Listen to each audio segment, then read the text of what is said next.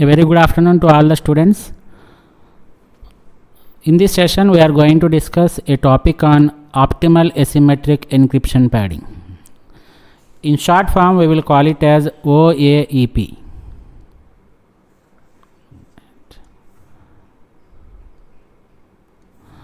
OAEP. OAEP stands for optimal asymmetric encryption padding.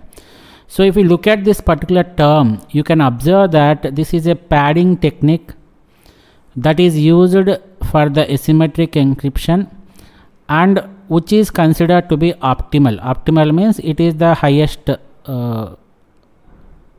degree, right? So we are going to use a padding technique in the asymmetric encryption which is optimal. Therefore, this is termed as an optimal asymmetric encryption padding. In the last session, we have gone through various attacks that can happen on this RSA algorithm, right?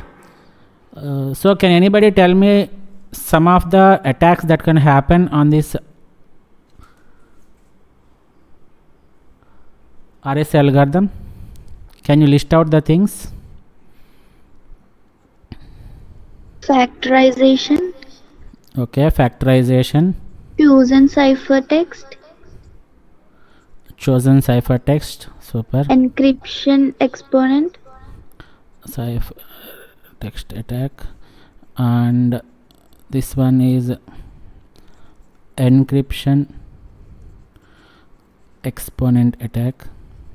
Decryption exponent attack. Right. Another one is decryption exponent attack. Plain This text. other one. Plain text, sir. Plain text attacks.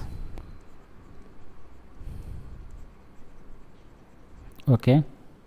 Modulus, sir. Okay. Common modulus attack, right?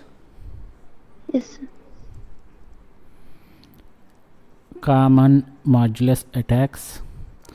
And the last one is the implementation attacks, where we have dealt with the timing attacks and the power attacks, right? So when we are considering this plain text attacks, out of these 7 categories, when we have considered these plain text attacks, we have 3 categories, right? Can you list out those 3 categories? There are something like short message attack, cyclic attack, and unconcealed attack. So in the short message attack, if you have observed the thing, so the plain text, whatever you want to send to the sender, send to the receiver, that plain text will be very short. It almost does not complete a block also. So in such case, Eve, who is an attacker, she can easily find out that particular plain text by making use of some techniques, right? So in order to complete the entire block, we are going to use a concept called as padding. So what do you mean by padding? We are going to add bogus data to the message. So if you have, actually we have a message M of M bits, but this M bits is not completed. Actually the message should be M bits, but assume that it is less than M bits. So in order to complete this M bits for this complete message, we are going to add some bogus data or some bogus bits, or some additional bits we are going to add it to complete this M bit. So that is called as the padding technique, right? So in the short message attack that we have considered in the RSA, we have seen the concept of adding bogus data to the message. Why we are adding this bogus data? Why we are adding this padding? Why we are using this padding technique? This is simply to make Eve's job harder, right?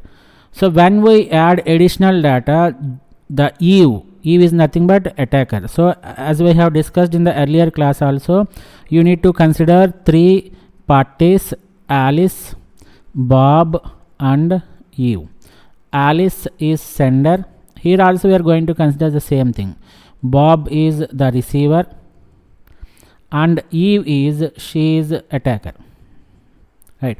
So whenever I say Alice, you should understand that we are going to talk about the sender, and when we speak about Bob, you should consider that we are going to speak about this receiver. And similarly, when I say Eve, you should understand that we are saying something about this attacker, right? So you please remember these three characters in cryptography. Is it clear up to this point? Yes, sir.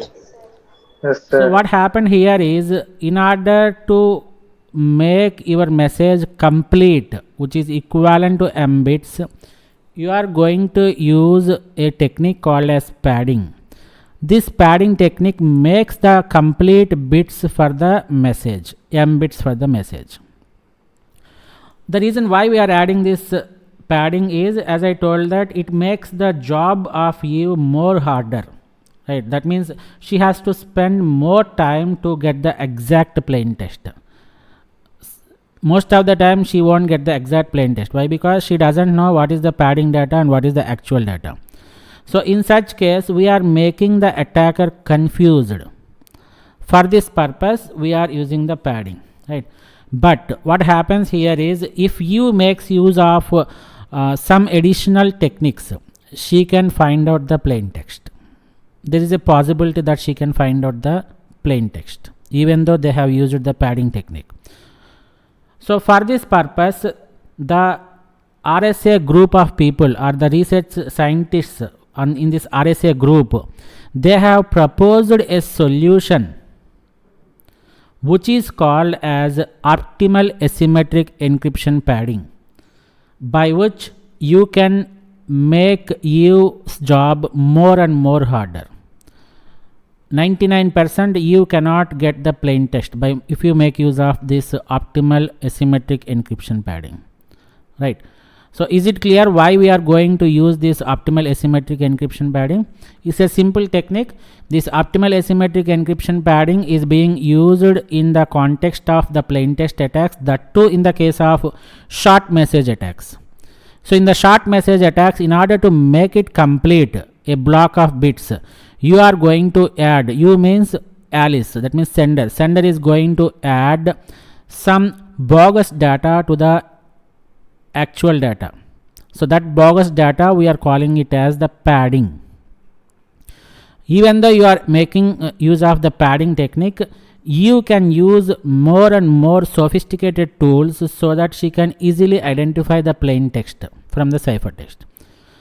So the better solution what the authors or what the RSA group of people have suggested is to make use of a technique called optimal asymmetric encryption padding. That is the introduction to OAEP. Clear? Yes, sir. Right. So this is the introduction what we have discussed, right? A short message in RSA makes the ciphertext vulnerable to short message attacks. So we are going to use a technique called padding, which is nothing but addition of bogus data to the message, which makes Eve's job more harder. But with the additional tools and with the additional efforts, Eve can still attack the ciphertext. She can get the plain text from the ciphertext. So the solution what the RSA group has proposed is to apply the procedure called the optimal asymmetric encryption padding. Clear?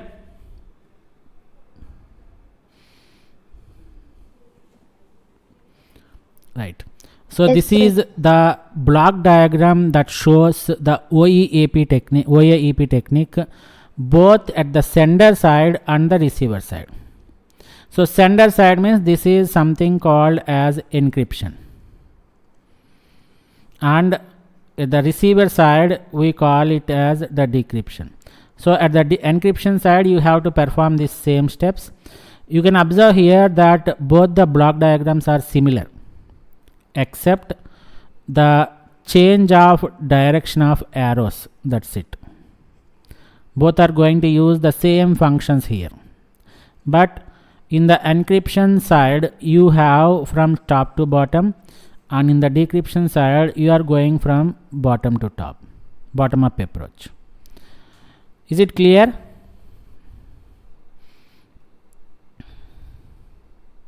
Yes, sir. So it is a very simple technique. You just have to remember this block diagram and then you can explain it on your own words. Very simple technique. So let us go with the encryption side. Who is the sender? What is the character that we have used for sender? Alice, sir. Alice. And who is the receiver? Bob, sir. Bob, right? So if you look at this block diagram at the sender side, that is at the Alice end, this is the first step. That means you have a message and that message is less than m bits, right? That means it is not completing a block. Assume that in order to make it a block you require m bits, but whatever message Alice wants to send, she is having a message that is less than m bits, right? So what she has to do, what Alice has to do,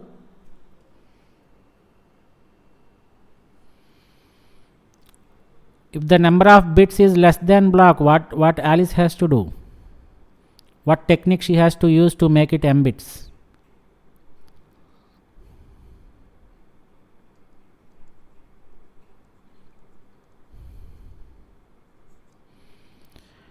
She has to add some Padding, bogus sir. data. She has to add some bogus data. That adding of bogus data is nothing but padding. So you can observe here, this is the actual message and Alice has added this much of bogus data. So this one. So this is called as padding, right? It's not necessary that you always add the data or you always add the bogus data at the end of the actual data. You can add it at the front also, nothing wrong in it.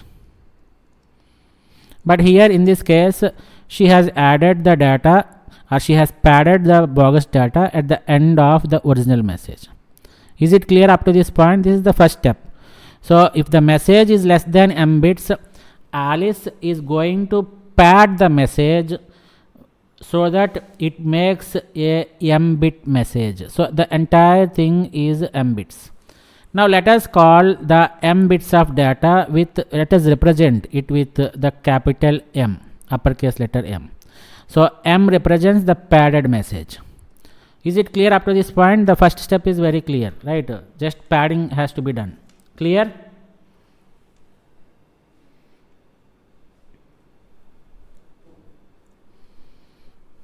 Yes, sir. Right. Now whatever message we have, that m bits, this is the first step, and in the second step what Alice is doing is she takes a random number r, which is of size k bits, right? Random number. This is a one time random number. What do you mean by one time random number? That means you are going to use this particular random number for this particular scenario only. In the next scenario you are going to take another random number. So this is a one time use and throw. So once you use it, you just throw it. You should not use it for the other scenarios or for the next steps. So in the second step Alice has to choose a random number r of k bits. And what is that you have to remember? This is used only once, right? Clear?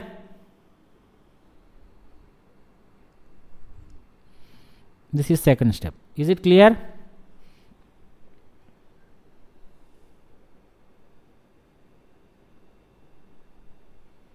Yes, sir. Right.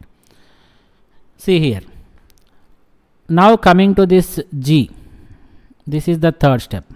What Alice is going to do here is she is going to use a function G. G and H are nothing but functions. And here we are calling this G and H as public functions. Public function means the name is clear, right? You can make use of these functions, and you can make these functions accessible to everybody. So those are called as public functions. So Alice makes use of a function, public function G, which takes input as k bits. You can observe here. What is the input? It is having only k bits, which is nothing but r, random number r. And it is going to convert these k bits into m bits. Clear?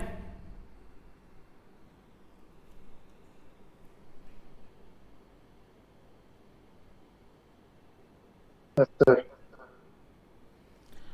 Right. So G function is a public function which is capable of converting the k bits to m bits. So this is called as a technique called as masking. Right. So what is the technique called as? It is called as masking. So what do you mean by masking? Any idea?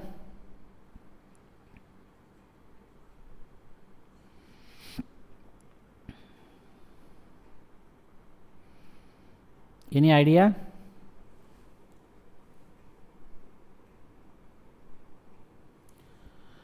So masking is otherwise called as data obfuscation, right?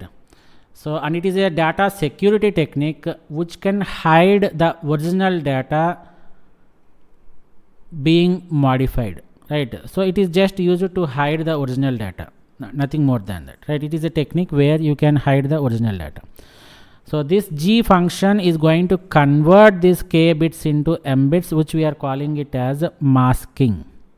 So once you got these m bits from the G function, you already have these m bits from m. So we are making an exclusive OR operation here.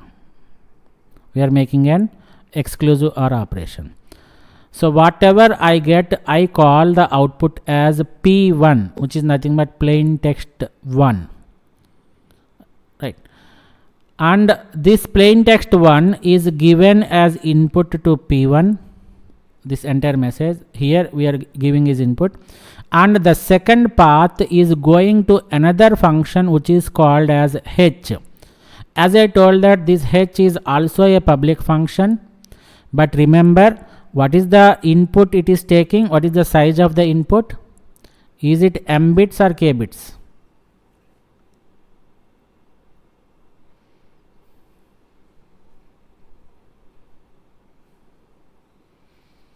So the input to H function is m bits. Here you can see, right? This is given as input.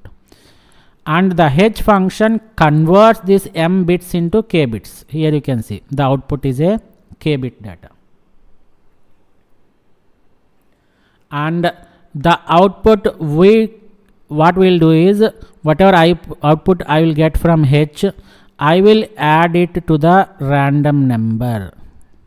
I will add it to the random number, right? So what is the size of random number? It is k bits. What is the output of H function? It is also k bits. So k bits play exclusive or k bits, the output will be k bits, right? So these k bits of data, which is the output of the exclusive OR from the output of H and the random number, we call it as P2, which is called as plain text 2.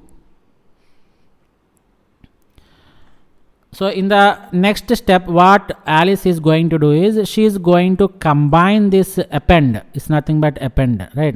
So she is going to append this P1 and P2. So this P1 and P2, we are calling it as the plain text P, right? So you can see here, R is one time random number. I told that Alice is going to select a random number and that is going to be used only one time. And P, which is called the plain text, which is nothing but a combination or a combination of P1 and P2. We know how we have generated this P1. We know how we have generated this P2, right? Can anybody tell me what is the formula for P1? P1 is equal to, this is P1, right? What is P1? What is P1? So this is nothing but exclusive OR of the message M, exclusive OR, and the output from G. So this is nothing but G of R. Shall I write like this?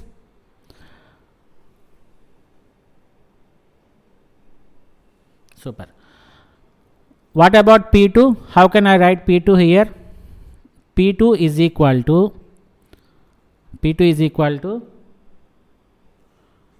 it is the exclusive OR operation of H of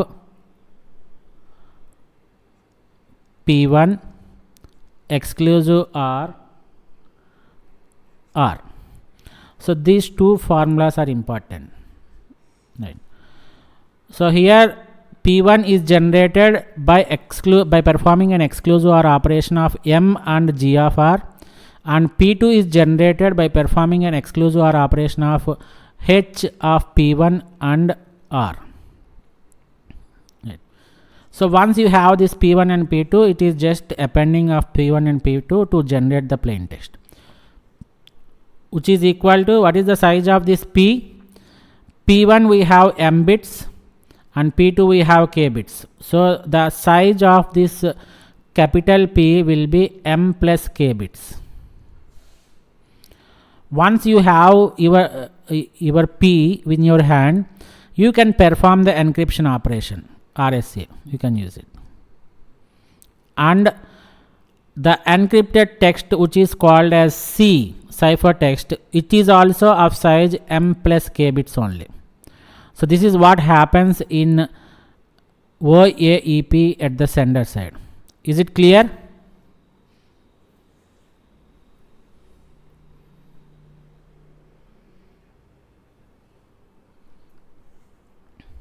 Right. So at the receiver end, it's the job of Bob, right? What Bob has to do? He has to perform the decryption operation and he has to retrieve back the plain text P, which is done by C power D, which is called as C is called as ciphertext, this one M plus K bits, and D is the private key of Bob. You can see here that C is passed to the decryption algorithm. Again, this is an RSA, let us take, and the M plus K bits is going to generate M plus K bits, where it can be divided into two parts, that is P1 and P2. First of all, what Bob has to do is he has to generate this R. Why? Because this R is given as an input to G, which is used in the next step. So initially the R has to be generated. So how R is to be generated means, can anybody tell me how this R is generated?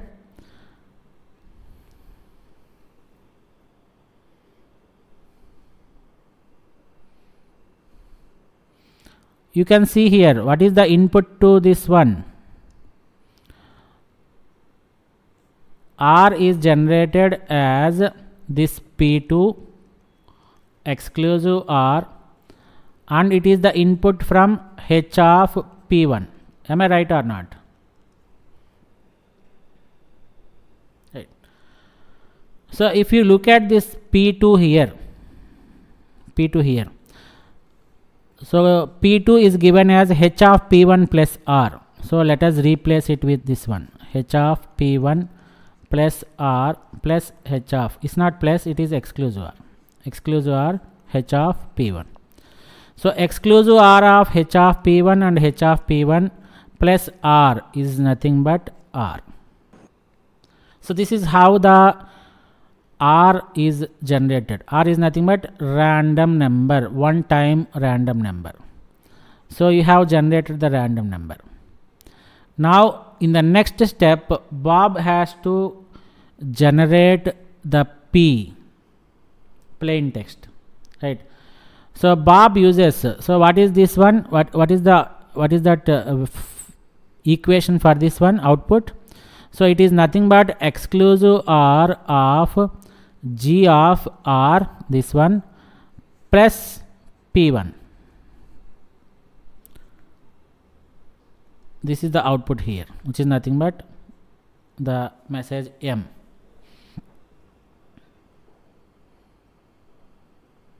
Is it clear?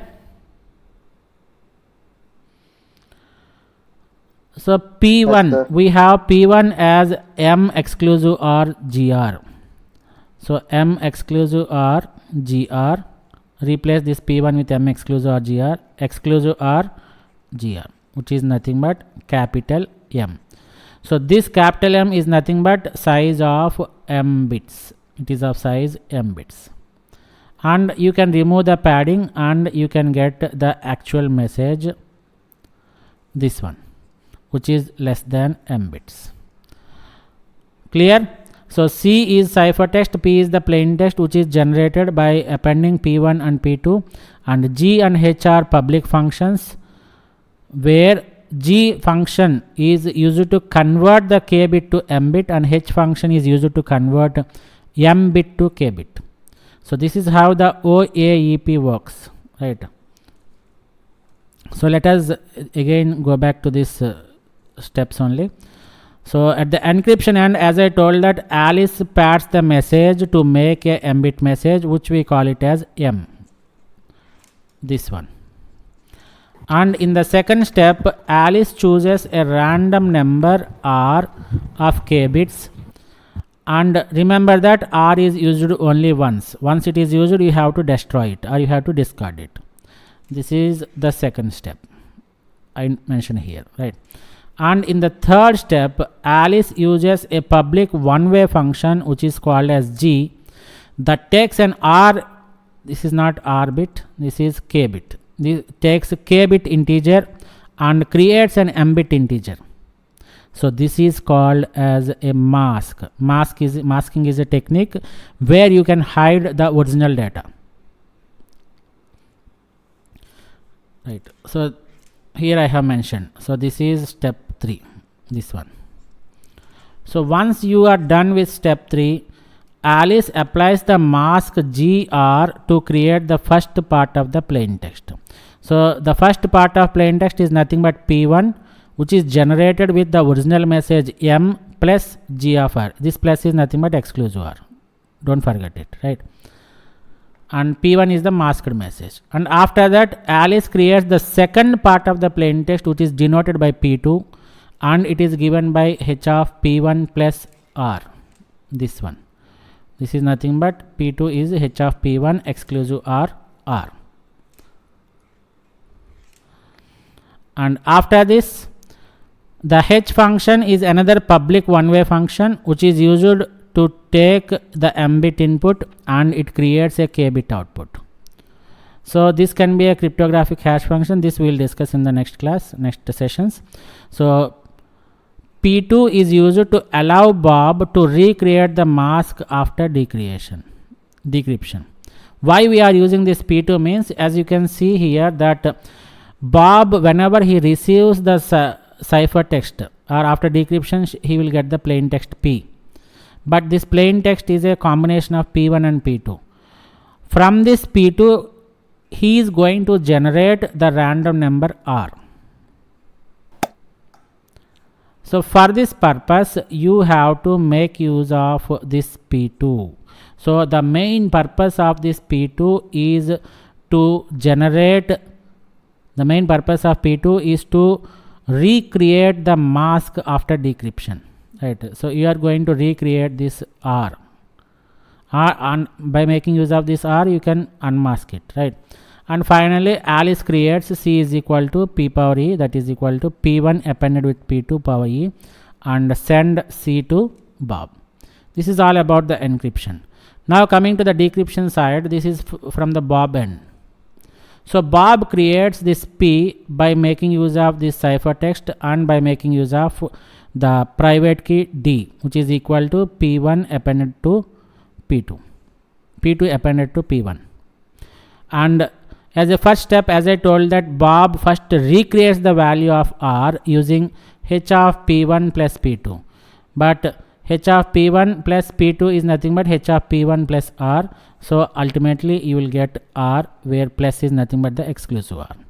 And after creating this random number, Bob creates the message. Bob gets the message by using this formula, g of r plus p1, where p1 is replaced with g of r plus m, this one, and you will get the message to recreate the value of the padded message. So after removing the padding from m, Bob gets the final message, which is less than m bits. So this is all about the OAEP, encryption and decryption. But remember that there can be a chance that during transmission there may be errors, right? But you should be very careful while using this OAEP that the transmission media that you are going to use should be error free. It should not incur any changes of bits during the transmission. No change of bits are allowed during the transmission. So for this you can make use of the error detecting or error correcting codes to the ciphertext. That is a different case, right? But one important point you should remember is the error in transmission should be avoided while using this OAEP. The transmission media should be completely error free, right? So even a single bit error during the transmission, you are not going to get the original plain text. Even a single bit change will completely misguide the receiver. Whatever he receives is completely a vague message, a fault message, right? So in order to avoid this, as I told, that the transmission media should be error free. This is the only precaution you have to take. So once we are clear with this OAEP, this is all about this OAEP, and in this OAEP we have discussed what is the introduction part to the OAEP, why we require this, and what happens in, what is the procedure that you should follow for this OAEP at the sender side and the receiver side, and we have explained it. And finally we have ended the discussion on OAEP with a precaution saying that the transmission media should be completely error free, right? Even a single bit change during transmission will make the receiver receive a completely different message, which is not accepted. So once we are clear about this OAEP, let us have a discussion on the RSA applications.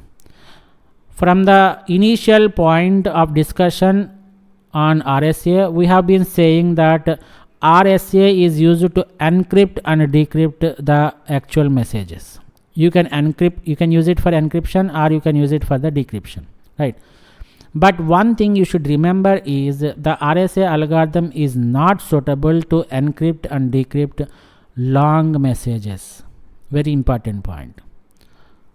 As I told that in the earlier stages also, that while we are discussing the concept of symmetric and asymmetric encryptions, asymmetric encryptions are always used to encryption and decryption of short messages. They cannot be used for long messages, as it takes lot of computational resources. It takes lot of computational time. So to avoid this, you should have the encryption technique and decryption technique. For the long messages, you should make use of the symmetric crypto system, and for encryption and decryption of short messages, you can go for this asymmetric crypto systems. The same thing can be applied to RSA also. RSA is very slow if the message is long, and it is useful to encrypt and decrypt short messages only. Other than this encryption and decryption, RSA can be used for the digital signatures, which we are going to discuss in the next sessions. Digital signatures is also one of the important concept under this cryptography, right? So we are going to use this RSA for the digital signatures, where you often need to encrypt a small message without having access to symmetric key. And finally, you can use this RSA for the authentication also. Authentication means you are making the user genuine. You are checking whether the user is genuine or not. So a good example of authentication is, you can simply say that when you log into your Google account, you will be logging it into it by making use of the username and password. So username and password authenticates the user. It will check whether you are the genuine user or not. So that is called as authentication. So authentication makes use of RSA, digital signatures makes use of RSA, encryption and decryption makes use of RSA. So if you have a question of the applications of RSA, simple 3 points you can quote it, right? The first one is encryption and decryption, second application is the digital signatures, and the third application is the authentication. So this is all about the RSA applications. So before concluding this RSA topic, let us have one simple discussion on the recommendations of RSA. Very simple thing. So this RSA, as I told that the RSA initially starts with the selection of P and Q. We have a discussion on the length of this P and Q. We said that the author has given that the P and Q should be at least 512 bits. Right. So if it is 512 bits, you can say that it is around 2 power 512. So you will get some x value. In order to convert it into the number of decimal digits, you have to apply this log x base 10. Then you will get the bits as decimal digits as 154 decimal digits. Right. So this is just a formula to convert the number of bits into digits. Bits to digits. Right. For example, if you have x bits, how many digits means you have to write the formula as log of 2 power x base 10. This gives the number of decimal digits. Right. So the first point we have to remember is that P and Q should be prime number and they should be large enough that they should have 512 bits, which is equal to 154 decimal digits. Once you have this P and Q that is satisfying with these recommendations, 512 bits, you have to calculate the value of n, which is given by P multiplied with Q, which is again you have a recommendation on n, the size of n. It should be at least 1024 bits. So number of decimal digits will be equal to log of 2 power 1024 base 10. So you find this 2 power 1024 and you apply this log 10, you will get the value as 308 point something like that. So it is equal to 309 decimal digits. So remember that P and Q should be 512 bits, n should be 1024 bits. If you are asked a question about the number of decimal digits regarding this P and Q and n, P and Q should be 154 digits and n should be 309 decimal digits. That's it. Right. And the third recommendation what the author is going to say is the values of P and Q should not be very close to each other. You have to take the P and Q as a random prime numbers, but you should not take 3 and 5. Successive numbers or the numbers which are very close to each other should be avoided. This is one recommendation to have a good performance of the RSA. And the fourth recommendation what the author is telling is both P minus 1 and Q minus 1 should have at least one large prime factor. You know how to calculate this P minus 1 and Q minus 1, right? So it is used to calculate the torsion function of n. Once you are having this n, you have to calculate the torsion function of n, which is given by P minus 1 multiplied with Q minus 1. What author is saying is you should have this P minus 1 and Q minus 1 where at least one large prime factor should be there for this. And the other recommendation what the author is saying is the ratio of P by Q should not be close to a rational number with a small numerator or denominator. So you should also be careful such that the P by Q ratio should not give a small value or a small denominator or numerator, right? And coming to again the value of n, the modulus n should not be shared. This is very important. In general, the public key is denoted by E comma n, but what Adar is saying is never ever share the value of n. Even though you have a large value of n, which is highly impossible to factorize the things, but sharing of n should be avoided. There can be a factorization algorithm which can factor this n value within considerable time, within log n time or within polynomial time. Anything can be possible. So Adar is suggesting us not to share this n value. You just share this e value, that is enough for them, right? And the next one is the value of e. This also we have discussed in the previous discussion of attacks on RSA regarding the encryption exponent. The low value of exponent should be avoided. The Coppersmith attack. Coppersmith effect says that if you have the low value of encryption exponent, it is vulnerable to attacks. It can be easily attacked. So they have suggested a value of e should be at least 2 power 16 plus 1 or an integer which is close to this value. So again, this also we have discussed. If the private key D is exposed or it is leaked or it is compromised, Bob should not take a new D value or new E value from the same n which he has generated earlier. He has to ignore this n, he has to ignore this p and q which is reasonable for generating this n, and what he has to do is Bob has to start his generation of keys, whether it is the public key or the private key.